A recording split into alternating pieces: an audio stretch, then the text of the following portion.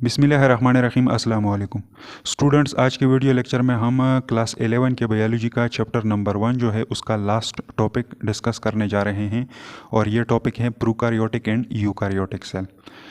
तो चलिए अब स्टार्ट लेते हैं और आज के वीडियो लेक्चर में थोड़ा बहुत डिस्कशन करते हैं प्रोकारियोटिक एंड यूकारियोटिक सेल के बारे में।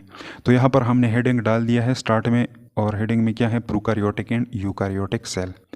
तो सेल्स जो होते हैं ये बेसिकली दो टाइप के होते हैं। सेल जो होते हैं बुनियादी तौर पे ये दो किस्म के होते हैं। एक को कहा जाता है प्रोकारियोटिक सेल और दूसरा टाइप जो होता है वो होता है यूकारियोटिक सेल। ये दो तरह के सेल्स होते हैं। अब प्रोकारियोटिक सेल जो है और यूकारियोटिक सेल जो हैं इसके बीच में डिफरेंस क्या है, ये सारी चीज़ें हम आगे डायग्राम के थ्रू डिस्कस करते हैं। लेकिन पहले हम प्रोकारियोटिक सेल और यूकारियोटिक सेल का लफ्ज़ी मानी देखते हैं। तो प्रोकारियोटिक वर्ड्स अगर देखा जाए तो ये दो अल्फाजों से मिलकर बना हुआ है। इसमें फर्स्ट वन है प्रो, और ये प्रो किसे कहा जाता है, प्रो मीन्स बिफोर, पहले। और कार्योटिक वर्ड जो है ये न्यूक्लियस को रिप्रेजेंट करता है, न्यूक्लियस। और सेल सिंपली सेल को रिप्रेजेंट करता है। तो इसका लफ्ज़ी मानी ये हुआ कि ये एक ऐसा सेल है जो बिफोर द न्यूक्लियस है।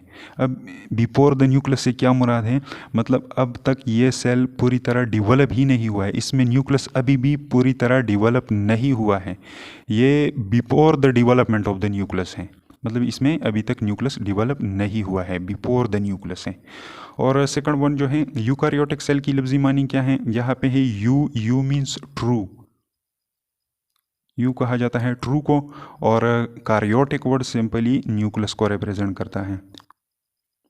तो अब ये किस तरह सेल हैं, तो यूकारियोटिक सेल एक ट्रू सेल होती हैं, हकीकी सेल होती हैं। इसका लफ्ज़ी मानी ये हो गया। अब इनके दरमियान मेन डिफरेंस क्या होता है, तो ये चीज़ें हम डिस्कस करते हैं। तो इनके बीच में मेन डिफरेंस जो है, जो कि प्रोकारियोटिक और यूकारियोटिक सेल को एक दूसरे से जुदा कर देती है, वो है न्यूक्लियस। प्रोकारियोटिक सेल यहाँ पर हमने एक सेल बना दिया है और ये आप लोगों का रिप्रेजेंट करता है कौन सा सेल, प्रोकारियोटिक सेल। और प्रोकारियोटिक सेल का अगर एग्जांपल देखा जाए तो बैक्टीरियल सेल्स जो होते हैं, बैक्टीरिया ऑर्गेनिज्म, ये एक प्रोकारियोटिक ऑर्गेनिज्म होता है। और इसके अलावा सायानो बैक्टीरिया जो हैं, सायानो बैक्टीरिया, ये इसका दूसरा एग्जाम्पल होता है। सायानो बैक्टीरिया असल में क्या होता है, ये एक अलजी है, लेकिन इसके मेजॉरिटी करेक्टर जो है वो बैक्टीरिया के साथ मिलते जुलते हैं, इसलिए एलजी से मतलब प्रोटिस्टा कैंडम से इसको उठा के हमने रख दिया है किसके साथ, बैक्टीरिया के साथ, कैंडम मुनेरा में। तो जस्ट ये टू टाइप ऑफ स्पीशीज़ जो हैं, बैक्टीरिया और इसके अलावा सायानो बैक्टीरिया, ये दोनों ऑर्गेनिज्म जो होते हैं इनके सेल जो हैं ये प्रोकारियोटिक इन नेचर होते हैं। बाकी इन दोनों के अलावा जितने भी लिविंग ऑर्गेनिज्म आप लोगों को दिखाई दे रहे हैं इस अर्थ सरफेस के ऊपर, ये कौन से सेलों वाले हैं, ये यूकारियोटिक सेल्स पर मुश्तमिल होते हैं। अब देखते हैं पहला डिफरेंस इन दोनों के बीच में क्या है। इन दोनों के बीच में मेन डिफरेंस जो है वो है न्यूक्लियस। यहाँ पे प्रोकारियोटिक सेल में वेल डेवलप न्यूक्लियस नहीं होता, दिस वन इज न्यूक्लियस। ये रीजन क्या रिप्रेजेंट करता है, ये असल में न्यूक्लियस वाला रीजन है और इस रीजन को हम नाम देते हैं न्यूक्लियोइड रीजन, न्यूक्लियोइड रीजन। तो ये हो गया न्यूक्लियोइड रीजन। अब इस न्यूक्लियोइड रीजन में डायरेक्टली क्या पड़ा होता है, यहाँ पे जेनेटिक मटेरियल पड़ा होता है बैक्टीरिया का। ये सेल क्या है, ये एक बैक्टीरियल सेल है। तो यहाँ पर ये डॉटेड लाइंस जो मैंने ड्रा कर दिए हैं ये किस चीज़ को रिप्रेजेंट करते हैं, मतलब यहाँ पे वेल डेवलप न्यूक्लियर मेम्ब्रेन जो होती हैं, जो कि डबल मेम्ब्रेन होती हैं, जिसको हम न्यूक्लियर एनवल्प का नाम कोलेक्टिवली देते हैं, वो यहाँ पे एब्सेंट होता है। ये डॉटेड लाइन क्या रिप्रेजेंट करती है, मतलब यहाँ पे न्यूक्लियर एनवल्प क्या है, एब्सेंट है, और जेनेटिक मटेरियल जो है डायरेक्टली साइटोप्लाज्म में पड़ा हुआ है। और यहाँ पे ये स्ट्रक्चर क्या रिप्रेजेंट करता है, ये जो पड़ा हुआ है ये है आप लोगों का जेनेटिक मटेरियल, आप लोग इसे कह सकते हैं, या आप लोग इसे नाम दे सकते हैं डीएनए, बैक्टीरियल सेल डीएनए, या डीएनए के अलावा आप लोग इसको क्रोमेटिन मटेरियल का नाम भी दे सकते हैं, क्रोमेटिन मटेरियल। और एक थर्ड वन नाम जो है इसके लिए यूज़ किया जाता है, इसको आप लोग बैक्टीरियल क्रोमोसोम का नाम भी दे सकते हैं, क्रोमोसोम, क्रोमोसोम। तो ये प्रोकारियोटिक सेल है, इसमें ये नहीं होता कि डीएनए जो होता है ये पहले हिस्टोन प्रोटीन के इर्द गिर्द कोयल होता है और फिर उसे एक लंबा दागानुमा स्ट्रक्चर बनता है जिनके बीच में छोटे छोटे दानानुमा स्ट्रक्चर्स होते हैं जिनको न्यूक्लियोसोम कहा जाता है। और फिर वो न्यूक्लियोसोम का जो थ्रेड होता है जिसको क्रोमेटिन मटेरियल कहा जाता है वो जब मज़ीद कंडेंस हो जाए तो उसे क्रोमोसोम बनते हैं। तो ये चीज़ें सारी यूकारियोटिक सेल में होती है। यहाँ पे ये साइटोप्लाज्मिक एरिया में न्यूक्लियोइड रीजन में जो जेनेटिक मटेरियल पड़ा हुआ है इसको आप लोग डीएनए का नाम भी दे सकते हैं, इसको क्रोमेटिन मटेरियल भी कहा जाता है और इसको क्रोमोसोम का नाम भी आप लोग दे सकते हैं। इसी से ये सारी चीज़ें बनती हैं। यहाँ पे हिस्टोन प्रोटीन वगैरह ये सारी चीज़ें नहीं होती। अच्छा, तो मेन डिफरेंस यही न्यूक्लियस होता है प्रोकारियोटिक और यूकारियोटिक सेल में। अब यहाँ पे अगर यूकारियोटिक सेल को देखा जाए तो ये रीजन क्या कहलाता है, ये दरमियान में। यहाँ पर मैंने एक एग्ज़ाम्पल के तौर पे एनिमल सेल बना दिया है। एनिमल, ये एनिमल सेल भी हो सकता है, प्लांट सेल भी हो सकता है, इसके अलावा फंजाई का सेल भी हो सकता है, क्योंकि ये सारे क्या हैं, ये प्रोकारियोटिक इन नेचर होते हैं। तो इसमें वेल डेवलप न्यूक्लियस होता है। यहाँ पे ये क्या है, न्यूक्लियस। और न्यूक्लियस के इर्द गिर्द क्या मौजूद होता है, डबल मेम्ब्रेन मौजूद होता है जिसको न्यूक्लियर एनवल्प कहा जाता है। यहाँ पे शॉर्टकट में मैं लिख देता हूँ, न्यूक्लियर एनवल्प इसको कहा जाता है, न्यूक्लियर एनवल्प। अच्छा, अब इस न्यूक्लियर एनवल्प के अंदर क्या मौजूद होता है, जेनेटिक मटेरियल मौजूद होता है। मतलब इसके अंदर क्या मौजूद होते हैं, आप लोग कह सकते हैं कि इसके अंदर डीएनए मौजूद होता है, डीएनए, या आप लोग कहें कि इसके अंदर क्रोमेटिन मटेरियल मौजूद होता है, या आप लोग कहें कि इसके अंदर क्रोमोसोम मौजूद होते हैं, क्रोमोसोम।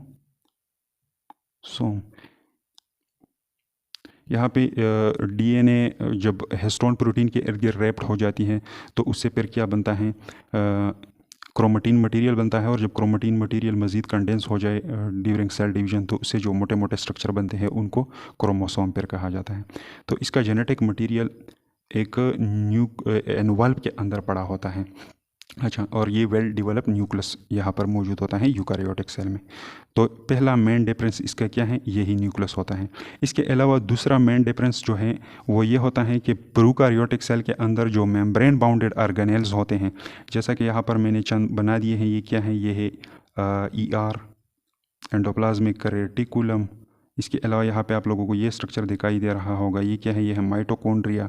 इसके अलावा ये दिखाई दे रहा होगा, दिस वन इज़ गाल्जी बॉडी। ये क्या है, गाल्जी बॉडी, GB से मैंने रिप्रेजेंट कर दिया। इसके अलावा यहाँ पे आप लोगों को एक और ऑर्गेनेल दिखाई दे रहा होगा, this one is chloroplast, chloroplast. तो ये सारी क्या है, मेम्ब्रेन बाउंडेड ऑर्गेनेल होती हैं। ये भी मेम्ब्रेन से बना होता है, ये डबल मेम्ब्रेन बाउंडेड ऑर्गेनेल है, ये भी सिंगल मेम्ब्रेन बाउंडेड ऑर्गेनेल है। ये क्लोरोप्लास्ट जो है ये भी डबल मेम्ब्रेन बाउंडेड ऑर्गेनेल होता है। तो ये मेजॉरिटी क्या होते हैं, ये डबल मेम्ब्रेन बाउंडेड ऑर्गेनेल इसमें एब्सेंट होते हैं, यहाँ पर प्रेजेंट नहीं होते। ये सारे क्या होते हैं, एब्सेंट। एब्सेंट के लिए मैंने इसके ऊपर क्रॉस का साइन ड्रा कर दिया। अच्छा, अब इसके अलावा बैक्टीरियल सेल जो होता है उसके अंदर छोटे छोटे मेम्ब्रेनलेस स्ट्रक्चर और मौजूद होते हैं जो कि प्रोटीन सिंथेसिस में हेल्प देते हैं और इनको कहा जाता है राइबोसोम। और यहाँ पर मैंने एक छोटा सा स्ट्रक्चर बना दिया है जिसका एक लार्जर सब यूनिट है और एक स्मॉलर सब यूनिट। इसको कहा जाता है राइबोसोम, राइबोसोम। और ये राइबोसोम जो होता है ये साइज़ में छोटा होता है और इसको 70S राइबोसोम कहा जाता है। ये S से क्या मुराद है और 70 से क्या मुराद है, ये पिछले वीडियो लेक्चर जो थे राइबोसोम के ऊपर जो हमने लेक्चर रिकॉर्ड करवाया था उसमें मैंने पूरी तरह इसको एक्सप्लेन कर दिया है। तो इस कंसेप्ट के बारे में अगर आप लोगों को मालूमात ना हो तो इससे पहले वीडियो वाला लेक्चर देख लीजिए, मतलब राइबोसोम वाला। अच्छा, अब आते हैं यूकारियोटिक सेल की तरफ। यूकारियोटिक सेल में यहाँ पर आप लोगों को ये स्ट्रक्चर दिखाई दे रहा होगा, this one is again ER। ये क्या है, ER है, ER एंडोप्लाज्मिक रेटिकुलम। ये फर्स्ट पोर्शन इसका रफ एंडोप्लाज्मिक रेटिकुलम है क्योंकि इसके ऊपर राइबोसोम अटैच है। ये छोटे छोटे दानानुमा स्ट्रक्चर आप लोगों को दिखाई दे रहे होंगे। और ये दूसरा पोर्शन इसका क्या है, ये है स्मूथ एंडोप्लाज्मिक रेटिकुलम। इसके अलावा this one is गाल्जी body again. ये क्या है, गाल्जी बॉडी। इसके अलावा यहाँ पे ये क्या है, ये है माइटोकॉन्ड्रिया, माइटोकॉन्ड्रिया। तो ये क्या है, मेम्ब्रेन बाउंडेड ऑर्गेनेल है। तो ये मेम्ब्रेन बाउंडेड ऑर्गेनेल जो है ये सारे यूकारियोटिक सेल के अंदर प्रेजेंट होते हैं। तो अच्छा, membrane bounded organelle eukaryotic cell के अंदर प्रेजेंट होते हैं। इसके अलावा इसके पास भी अपने राइबोसोम होते हैं। ये हो गया इसका राइबोसोम, राइबोसोम। लेकिन ये राइबोसोम जो होता है यूकारियोटिक सेल का, ये साइज़ में थोड़ा सा बड़ा होता है और इसको ATS राइबोसोम कहा जाता है। और ये राइबोसोम या तो प्रीली साइटोप्लाज्म में पाया जाता है और या ये रफ एंडोप्लाज्मिक रेटिकुलम के साथ अटैच होते हैं। अच्छा, तो ये दो मेन डिफरेंस हो गए, well develop nucleus and majority organelle. Prokaryotic cell में किस तरह होते हैं और यूकैरियोटिक सेल में किस तरह होते हैं, ये सारी चीज़ें मैंने आप लोगों के साथ डिस्कस कर लिए। अब एक मेन पॉइंट और है, थर्ड वन, जो मैं आप लोगों के साथ डिस्कस करने जा रहा हूँ, और वो है डिवीजन ऑफ द सेल। ये सेल जब डिवाइड होता है तो ये एक प्रोसेस के ज़रिए डिवाइड होता है जिसको बाइनरी फिशन कहा जाता है। बाइनरी फिशन प्रोसेस के ज़रिए ये डिवाइड होता है। बाइनरी फिशन क्या होता है? बाइनरी फिशन एक ऐसा प्रोसेस है जिसमें फॉर एग्जांपल ये एक बैक्टीरिया है और इसके अंदर यहाँ पे जेनेटिक मटेरियल पड़ा हुआ है, मतलब DNA। तो सबसे पहले क्या होता है, ये DNA रिप्लिकेट हो जाता है और ये बैक्टीरियल सेल साइज़ में थोड़ी ग्रो कर जाती हैं और क्या होता है, एक DNA से दो DNA बनाए जाते हैं। तो एक DNA एक साइड पे भेज दिया जाता है एक पोल की तरफ और दूसरा DNA दूसरे पोल की तरफ भेज दिया जाता है। फिर आगे क्या होता है, ये साइटोप्लाज्म कॉन्स्ट्रिक्ट हो जाता है, सिकुड़ जाता है और इसके बीच में एक फरो, एक दर्ज अपीयर हो जाता है और इसी तरह एक सेल एक साइड पे और दूसरा सेल दूसरे साइड पे अलहदा हो जाता है। तो ये सिंपल सा प्रोसेस है, इस प्रोसेस को हम नाम देते हैं बाइनरी फिशन। ये माइटोसिस से बिल्कुल डिफरेंट होता है।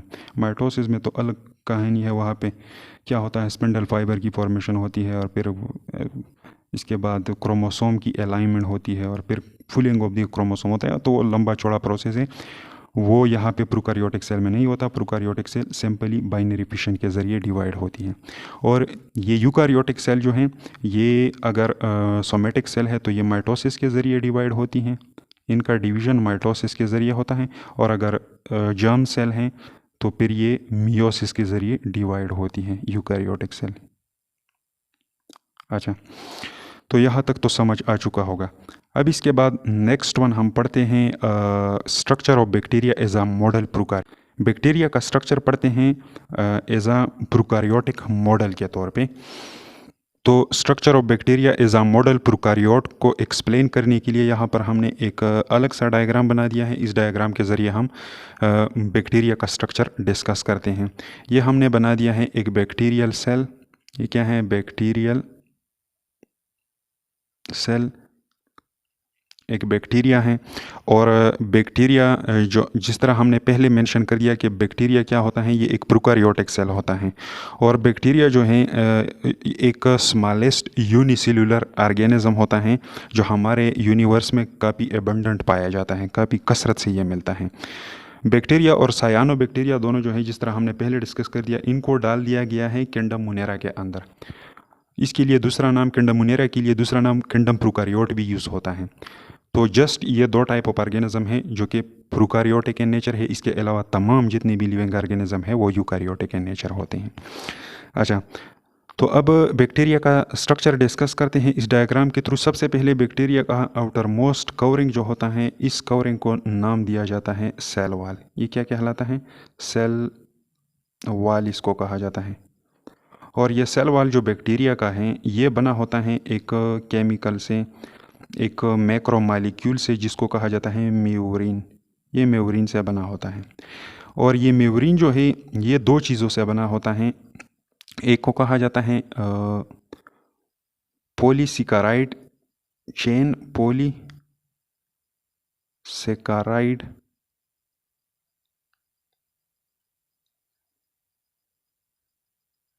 पॉलीसेकेराइड से, एंड इसके अलावा अमीनो एसिड से। इसके साथ एक छोटा अमीनो एसिड चेन भी होता है। ये पॉलीसेकेराइड अब क्या होता है, ये पॉलीसेकेराइड जो है, ये आगे दो टाइप ऑफ मॉलिक्यूल होते हैं। एक को कहा जाता है name, NAM, name, N acetyl muramic acid. और दूसरा जो होता है उसको कहा जाता है नेग, NAG, N एसिटाइल ग्लूकोजामिन।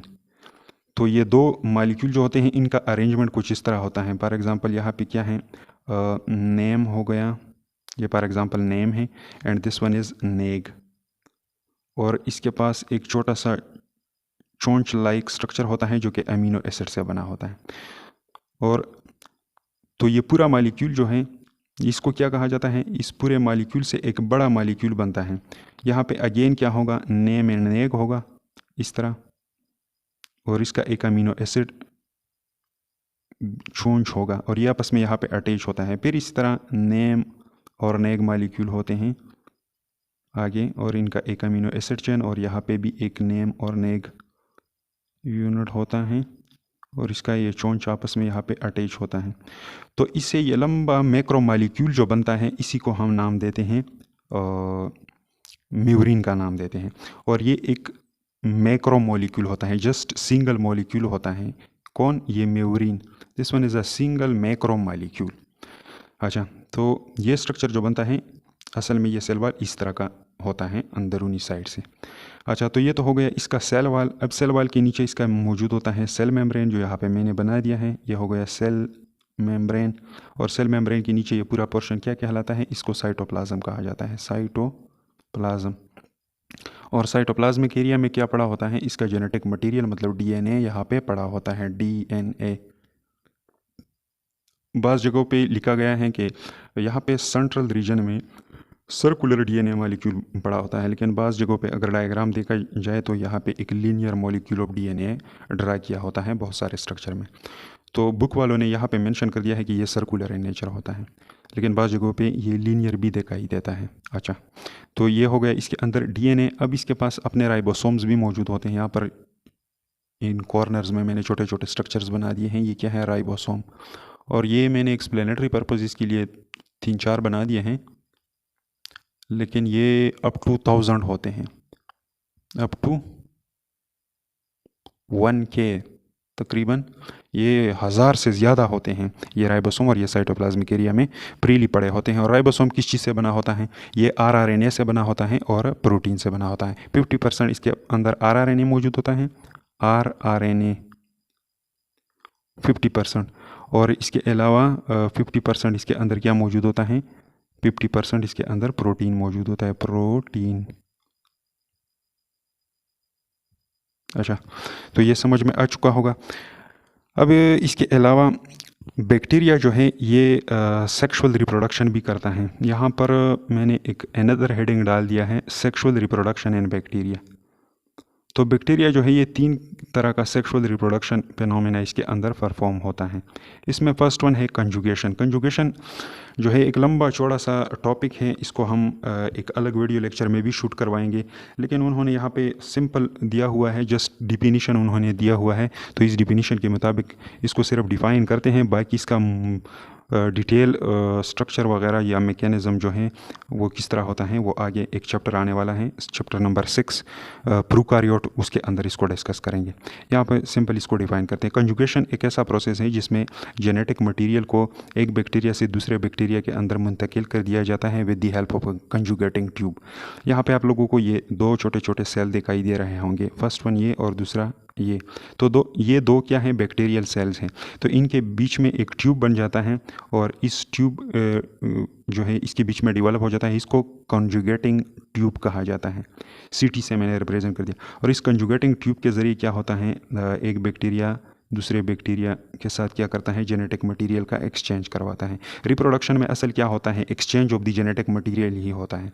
तो ये कंजुगेशन क्या है, ये एक तरह का सेक्स है बैक्टीरिया में, या आप लोग ऐसा कहें कि सेक्सुअल रिप्रोडक्शन है बैक्टीरिया में। सेकंड वन क्या है, ट्रांसफॉर्मेशन। ट्रांसफॉर्मेशन में क्या होता है, एक यहाँ पे एक अनदर बैक्टीरियल सेल हमने बना दिया है। एक बैक्टीरिया क्या करता है, ट्रांसफॉर्मेशन प्रोसेस में एक बैक्टीरिया दूसरे बैक्टीरिया से DNA क्या कर देता है,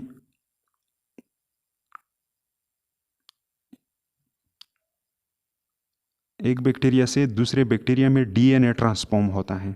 अब इसका पूरा मैकेनिज्म किस तरह होता है, इसके ऊपर हम एक अलग वीडियो लेक्चर आगे शूट करने वाले हैं। अच्छा, थर्ड वन जो होता है ट्रांसडक्शन। ट्रांसडक्शन में एक किस तरह कहानी होती है, यहाँ पे भी हमने एक सेल बना दिया है, इसके अंदर जेनेटिक मटेरियल पड़ा हुआ है।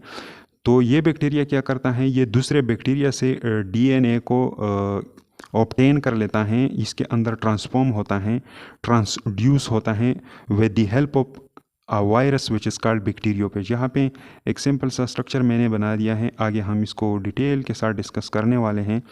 और इस वायरस को कहा जाता है पेज वायरस या बैक्टीरियोपेज वायरस, पेज वायरस। इस पेज वायरस के ज़रिए क्या होता है, पहले ये वायरस एक बैक्टीरिया के ऊपर अटैक कर देता है, उसके अंदर अपने आप को मल्टीप्लाई कर देता है और उस बैक्टीरिया का डीएनए चुरा लेता है और फिर क्या करता है, अपने कंटेंट के साथ और उसी बैक्टीरिया से चुराया हुआ डीएनए जो होता है उसको ट्रांसफॉर्म कर देता है या ट्रांसफ़र कर देता है किस चीज़ में, एक अनदर बैक्टीरिया में, और इस प्रोसेस को नाम दिया जाता है ट्रांसडक्शन। उम्मीद है समझ में आ चुका होगा। ये आगे हम डिटेल के साथ डिस्कस करने जा रहे हैं। यहाँ पर हमने सिंपली डिफाइन कर दिया। तो एक थर्ड मेंबर के ज़रिए क्या होता है, फेज वायरस के ज़रिए एक बैक्टीरिया का डीएनए दूसरे बैक्टीरिया के अंदर ट्रांसफॉर्म किया जाता है। इस प्रोसेस को ट्रांसडक्शन कहा जाता है। अच्छा, तो ये चीज़ें समझ में आएंगी। लास्ट में आते हैं टेडबिट्स की तरफ। यहाँ पे बुक में 2 टेडबिट्स भी दिए गए हैं। फर्स्ट वन टेडबिट में वो लिखते हैं कि अनडिफरेंशिएटेड एग सेल जो होता है, अनडिफरेंशिएटेड एग सेल जो होता है, नंबर 1 में वो क्या लिखते हैं, अनडिफरेंशिएटेड एग सेल।